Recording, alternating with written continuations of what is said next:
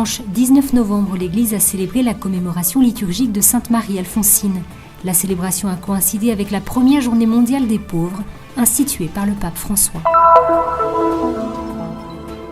Les jeunes catholiques de Terre Sainte se sont retrouvés lors d'une rencontre de préparation en vue de la fête du Christ roi et du synode des évêques en 2018. Il y a quelques jours, Israël a célébré le cap des 3 millions de visiteurs depuis le début de l'année 2017, battant ainsi le record des années précédentes. Le flux de pèlerins dans les lieux saints a ainsi considérablement augmenté. C'est le premier musée dédié aux Samaritains. Il se dresse sur le mont Garizim, considéré comme l'endroit sacré où se trouvait leur temple, et permet de découvrir l'histoire et les traditions de cet ancien peuple biblique. Khalil Saadeh est un sculpteur de Bethléem qui travaille le bois, le bronze et la pierre. Il a hérité cette profession de son père et continue à la développer.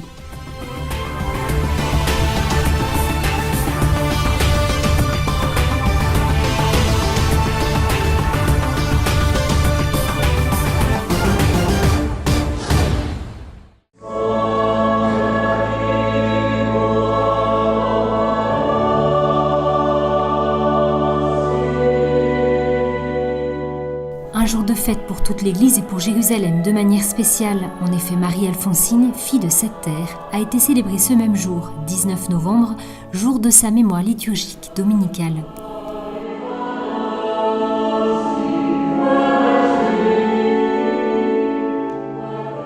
Lors de la messe célébrée dans l'église du Saint-Rosaire dans la Cité Sainte par l'administrateur apostolique du patriarcat latin de Jérusalem, Monseigneur Pierre Battista Pizzaballa, étaient réunis de nombreux fidèles portant une dévotion à la Sainte palestinienne canonisée en 2015 par le pape François.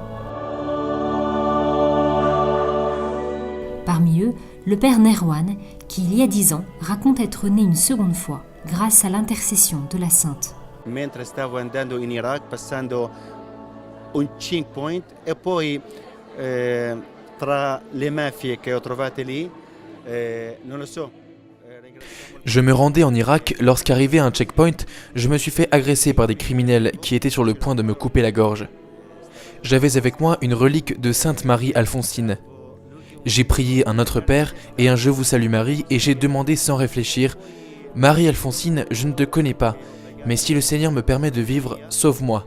Sinon, j'accepte la volonté de Dieu. » Et j'ai été sauvé. Se il Signore mi ha dato qui ancora la vita, salvami. Se no, io accetto la volontà di Dio. E poi mi sono stato salvato.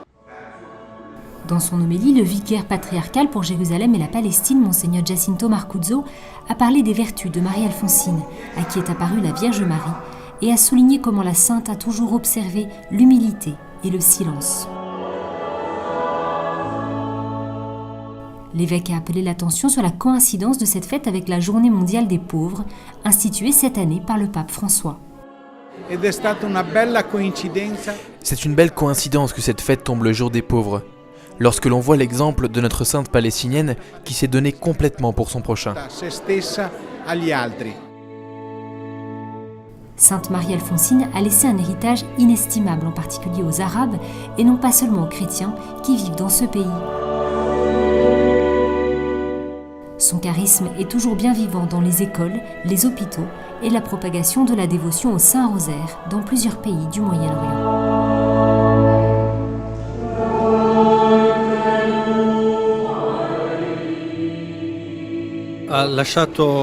Elle a laissé un héritage important. D'abord l'amour pour cette terre. Marie-Alphonsine a voulu créer un institut de religieuses de langue arabe pour les Arabes, parce qu'à cette époque, il y avait seulement un clergé étranger. Donc l'amour pour cette terre et pour cette culture. Ensuite, l'amour pour la Vierge Marie. Nous ne pouvons pas aimer Jésus sans aimer sa mère. La prière du chapelet, cette prière simple qui est un engagement de tous, est devenue la voie pour évangéliser le peuple, et c'est vrai encore aujourd'hui. Era il modo per quei tempi, ma ancora oggi, per evangelizzare la nostra gente.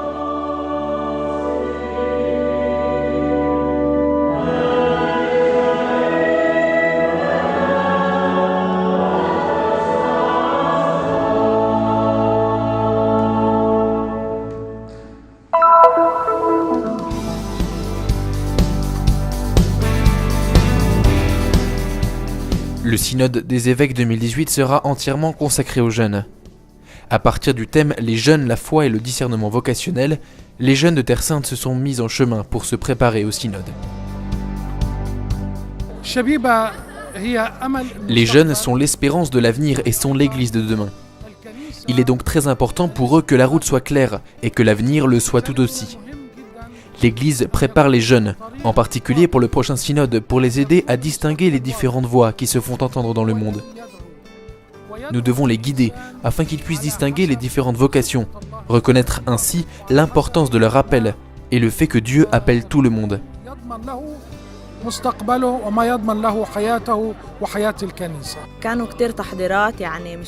Nous avons fait beaucoup de préparatifs depuis plusieurs semaines pour décider des événements, de la rencontre, et nous avions chacun un rôle spécifique.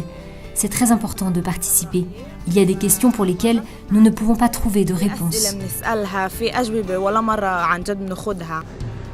Une occasion de rencontre, mais aussi de prière et de réflexion pour ces 200 jeunes venus de différentes villes du nord de la Terre Sainte. En ce samedi, précédant la fête du Christ roi, le Seigneur du temps et de l'histoire, le début et la fin de toutes les choses. Réunis à Ramleh, ils ont passé une journée de formation et de spiritualité.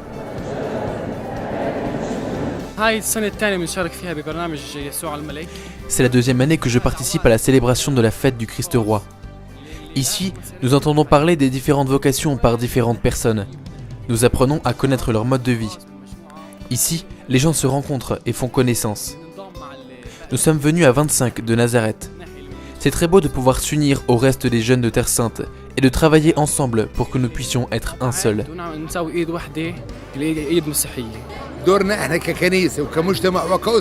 Notre rôle, en tant qu'Église, en tant que société et en tant que famille, est d'aimer ces jeunes hommes et ces jeunes femmes. Ils sont nos enfants et sont l'avenir de l'Église. Notre rôle est de les aider à comprendre ce à quoi ils aspirent et ce qu'ils peuvent faire. Dieu est celui qui fait grandir la vocation en chacun d'eux. Il est celui qui nous accompagne tout au long de la vie. Le Christ est notre plus grand ami. Quitte ton pays, ta parenté et la maison de ton père et va dans le pays que je te montrerai. Ces mots, souligne le Saint-Père dans la lettre écrite à l'occasion de la présentation du document préparatoire, sont maintenant adressés à vous. Ce sont des mots d'un père qui vous invite à sortir, à vous lancer dans un avenir encore inconnu, mais porteur de réalisations certaines. C'est une rencontre dans laquelle lui-même vous accompagne.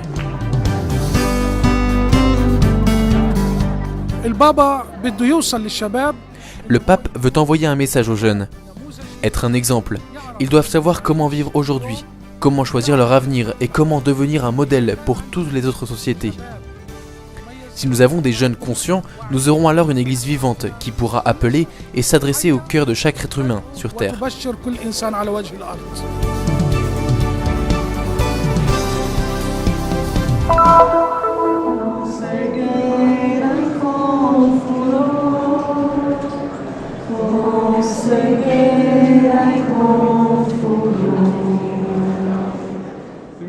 De nombreux pèlerins visitent la Terre Sainte et cela se vérifie particulièrement dans les sanctuaires, ces derniers temps bondés. Parmi ceux qui passent par là, les Brésiliens. Cependant, la grande quantité de touristes et de pèlerins n'affecte en rien l'enchantement que la terre du 5e évangile génère lors de la visite. C'est la première fois que je viens ici. C'est une joie immense d'être dans ce lieu saint. Notre cœur se remplit de joie, nous sentons vraiment la présence du Dieu vivant, partout où nous allons. Ici, nous voyons tout ce que nous lisons dans la Bible, et nous pouvons l'entendre d'une manière très vivante et très concrète. C'est une immense bénédiction d'être ici. Le pèlerinage du groupe dirigé par le frère Edgar a un caractère particulier en raison des 800 ans de présence franciscaine en Terre Sainte.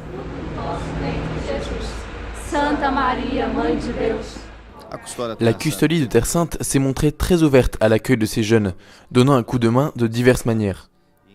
Nous avons donc accompagné ces jeunes du Brésil qui ont voulu venir ici pour les festivités des 800 ans des franciscains.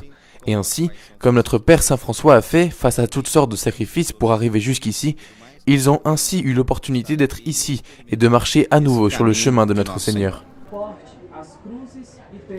Pour cette jeune fille qui se prépare à recevoir la première communion pendant le pèlerinage, ces jours sont encore plus significatifs. Peu de gens ont le privilège de connaître et d'expérimenter en personne tout ce que Jésus a vécu. Tout ce que j'ai appris, je l'ai aussi vécu. Et c'est ce qui en fait une expérience unique. Tous les endroits sont spéciaux ici en Terre Sainte, mais la Via Dolorosa est sans aucun doute l'un des itinéraires de pèlerinage les plus significatifs. Ces pèlerins arrivent à la 6e station.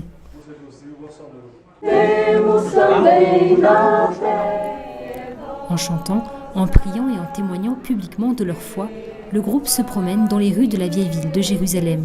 Il retrace le chemin que Jésus a accompli jusqu'à la basilique du Saint-Sépulcre. C'est en ces lieux que Jésus a vécu sa passion, sa mort et sa résurrection.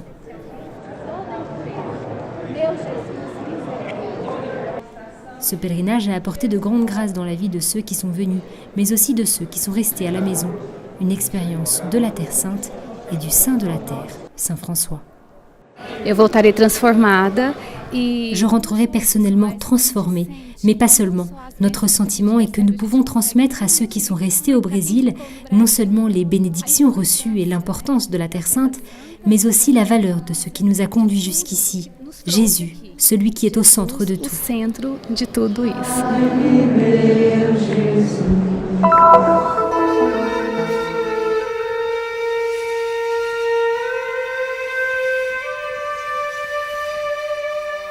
Ils se disent le peuple le plus antique au monde, descendu directement d'Adam et en être aujourd'hui à la 163e génération.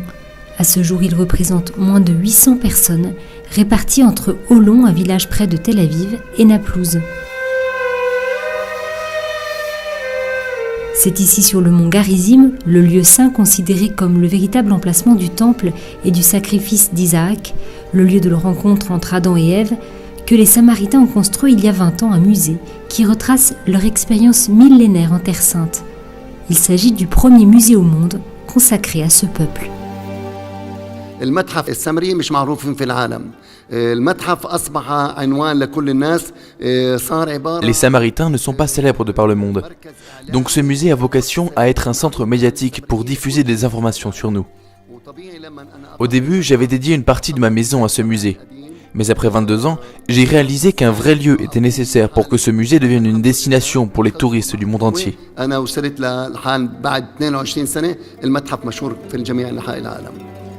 La salle présente une variété de pièces, d'antiques sarcophages datant de l'époque romaine, des jarres du Moyen-Âge, des ustensiles de cuisine et des pièces de monnaie, ou encore des livres documentant les traditions et les compétences du peuple samaritain, notamment l'astronomie, mais aussi l'écriture et la généalogie. Le musée parle d'une communauté unique et ancienne, comme il n'en existe aucune autre dans le monde. Il parle de traditions anciennes, montre la plus ancienne Torah et le langage le plus ancien. Les Samaritains, depuis 3656 ans, n'ont jamais quitté la Terre Sainte. Ils se considèrent comme les vrais descendants de la tribu d'Israël, qui a réussi à rester sur le mont Garizim, même pendant l'exil du peuple juif en Égypte. Le musée présente une Torah, datée à peine de quelques années de plus que celle qui est considérée comme la plus ancienne Torah jamais écrite. Suite à 2 tentatives de vol, la copie originale est conservée dans la synagogue, mais le musée expose une reproduction fidèle.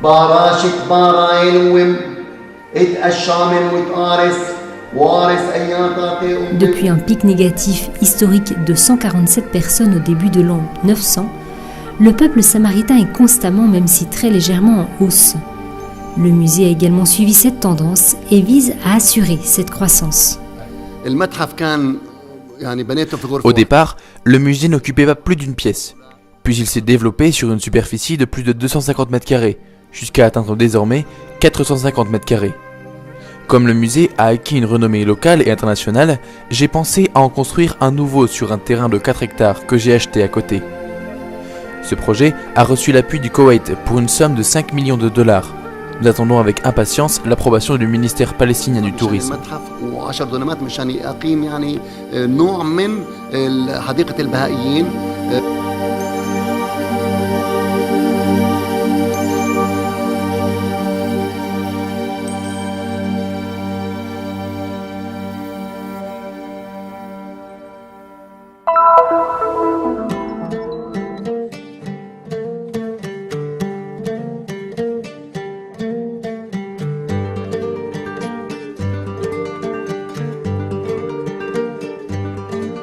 Dans son petit atelier de Bethléem, Khalil Saadé transforme des blocs d'olivier, de bronze et de pierre, souvent trouvés dans les villages, en des sculptures inspirées des traditions et de la vie palestinienne.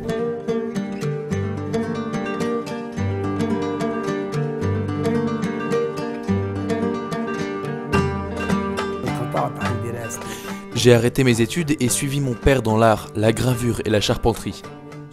C'est ainsi que mon aventure a commencé. Tout ce que je vois, que ce soit un paysage, une scène de la vie quotidienne ou un événement, je l'incorpore dans mon travail.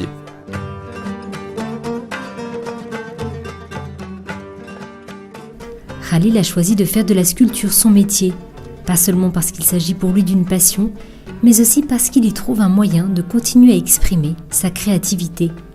Bien qu'il puisse parfois falloir plusieurs mois pour réaliser une œuvre, il continue avec passion, précision et patience.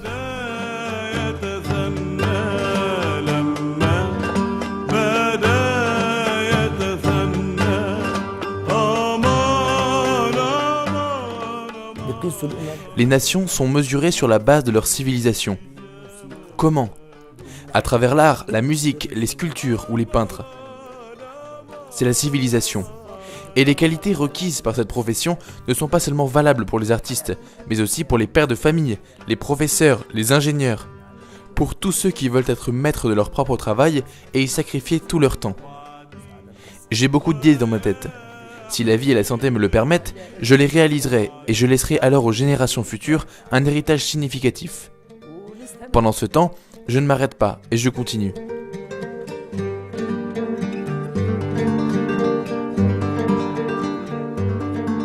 Et les générations futures ne seront pas seulement face à de belles sculptures, mais aussi à des œuvres qui expriment l'âme d'un peuple et racontent 1000 histoires et sentiments.